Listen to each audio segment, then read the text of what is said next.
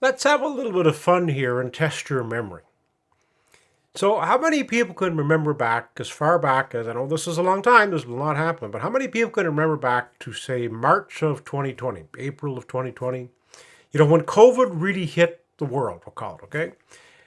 I remember mainly because my daughter was working in the emergency room at the hospital, how all these healthcare heroes were being celebrated.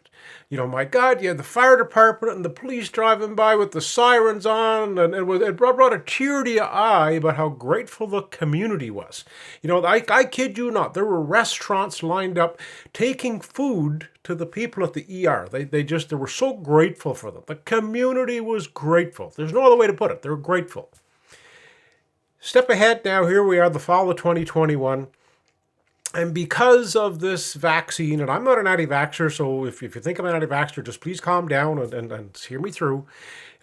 So because of this vaccine and because some of these healthcare heroes, we'll call it, refuse to do what they're told, now all of a sudden they've gone from hero to zero. I got to tell you one thing that I've learned a long time ago. Those closest to the fire know what's burning. And I'm going to kid you, or I kid you not, the people that are there, they know what works, what doesn't work, what not. And it's nonsense for me to try and tell them what's best for their body. Remember all this my body, my choice stuff? It's funny how all that got all forgot about here. But because some bureaucrat has said that they have to do this in order to keep their job, now they're zeros.